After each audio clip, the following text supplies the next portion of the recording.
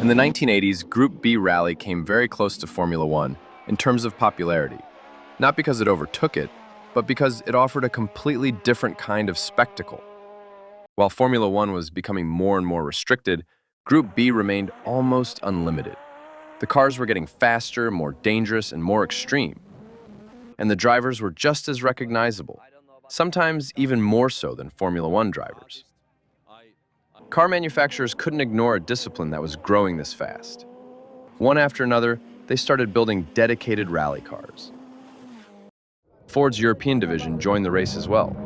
They created the Ford RS200, one of the most advanced and technologically ambitious cars of its time, but it arrived too late for its own victory. But as always, let's start from the beginning. Manufacturers entered Group B for several reasons. It gave them visibility, improved their image, and most importantly, allowed them to test new technologies in extreme conditions that had never been used on public roads before. At the same time, the regulations placed very few restrictions on engineers. The only requirement was to produce 200 cars for homologation. Even with such a limited production run, the road versions had very little in common with the actual rally cars. Ford entered Group B with the Escort RS1700T. But after the debut and success of the all-wheel drive Audi Quattro, it became clear where things were heading. The future belonged to all-wheel drive. Competitors like Lancia and Peugeot quickly understood this and began actively developing their own AWD cars. In these conditions, the rear-wheel drive Escort simply had no chance. In 1983, the new head of Ford's motorsport division, Stuart Turner, shut the project down and set a new direction. The task was straightforward: to build a competitive car while using as many parts from existing production models as possible to reduce costs. The approach also changed. Instead of adapting a road car, Ford decided to develop a proper rally car from scratch, and only then produce a limited batch of road-going versions for homologation. In July 1983, the project began. The chassis was developed by Formula One engineers Tony Southgate and John Wheeler. The design was handled by Ghia, and elements from the Ford Sierra were carefully integrated into the body. From the production car, they used the glass, the rear lights, and parts of the doors. At its core was an aluminum monocoque with a steel safety structure that could be quickly replaced if damaged. The rally cars used carbon fiber body panels, while the road versions were made from fiberglass. The Cosworth BDT engine was mounted longitudinally within the wheelbase. It was a revised version of the engine from the Escort RS1700T, enlarged to 1.8 liters. In road trim, it produced 246 horsepower, while the rally version made around 444.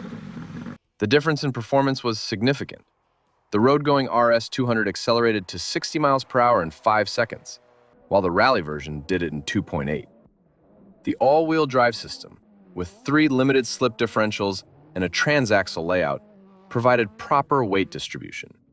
The default torque split was rear-biased at 37 to 63, but it could be adjusted or even switched to rear-wheel drive. The suspension used double wishbones with 2 dampers per wheel. Early testing showed that the car lacked downforce. As a result, a large rear wing was added, and the roof and side air intakes were used for cooling. The road versions did not turn out well. The cars were built in a rush, and the build quality was clearly poor. So poor that during the initial homologation inspection, they were rejected. It looked like an attempt to fool the inspectors because, at that level of quality, no one in their right mind would pay £50,000 for them. As a result, all road-going RS200 cars were sent back to the factory for rework. The rally car also had its issues. Again, the problem was the rushed development, but this time it affected the engineering itself. One of the main issues was that the engineers never managed to achieve an optimal power-to-weight ratio within the regulations. Competitors were either more powerful, lighter, or often both. The engine added to the problem. It was known for pronounced turbo lag and lacked low-end response. The complex transmission also suffered from reliability issues. The engineers were fully aware of these problems, and by early 1986, they had already started working on an evolution version. The regulations allowed changes as long as 20 homologation cars were produced. The project was called RS200E, although internally it was referred to more simply as 100-100, meaning 100 more horsepower and 100 kilograms less weight. Most of the changes focused on the engine, which was reworked by Formula One engineer Brian Hart. The displacement was increased from 1,803 to 2,137 cubic centimeters. In Group B, turbocharged engines were subject to a 1.4 multiplier. The actual displacement was multiplied by this factor, and that figure was used for classification. The maximum allowed displacement was 3 liters. With the RS200E, the engineers came very close to that limit, reaching an equivalent of 2,992 cubic centimeters. However, in the debut 1986 season, Ford entered the car with an equivalent of 2,524 cubic centimeters, leaving nearly half a liter unused. Not the most rational decision if the goal was to compete for wins. The updated version was expected to produce up to 650 horsepower, with improved low-end performance. Boost pressure could be adjusted depending on the stage. The suspension and brakes were also revised. There was no exact debut date for the new car, because even inside the company, no one knew it. The only thing they said was that it would happen sometime around the middle of the 1986 season. From the outside, the situation looked unusual.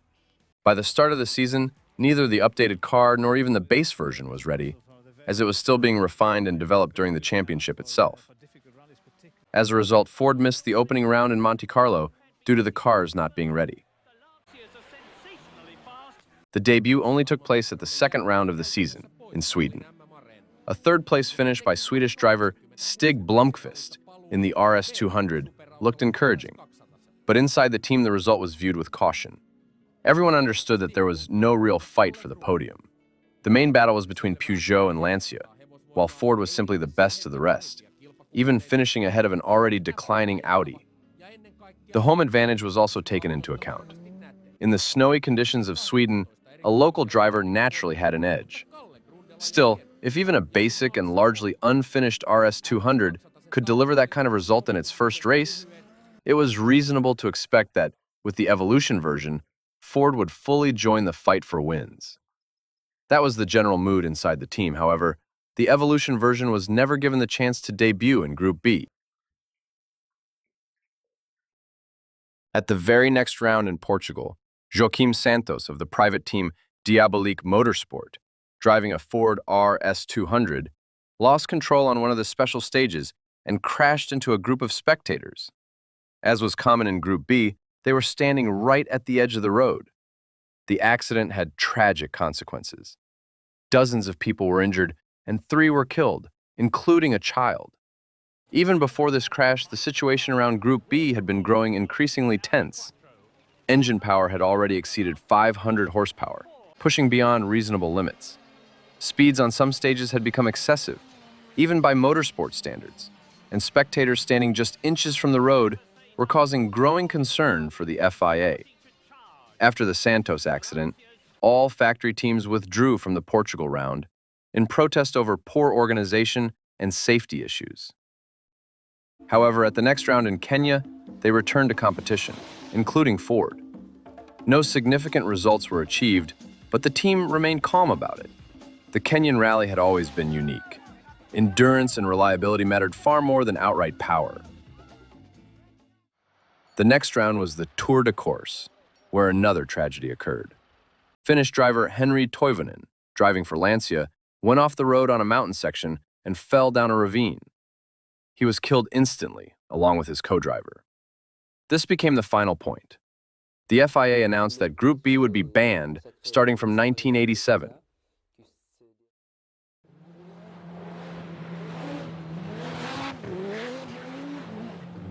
In the final Group B season, the championship title was won by Juha Kankkunen in a Peugeot.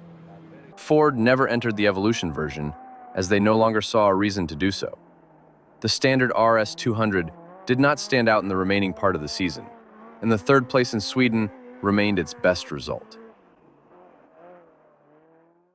The racing career of the RS200 did not end there. The car found a second life in rallycross, and even brought Martin Schantz the European Championship title in 1991. The RS200 was also used in hill climbs, including Pikes Peak, and appeared occasionally in other forms of motorsport. As for the former Group B competitors, they did not disappear but found their place in other categories under the same FIA. Some moved to Group A, which became more production-based, safer, and less powerful. Ford went there as well with the Sierra. Peugeot shifted to rally raids in the Dakar, where it managed to retain the extreme character of its cars. Some manufacturers moved into touring car championships, including Audi and Ford again.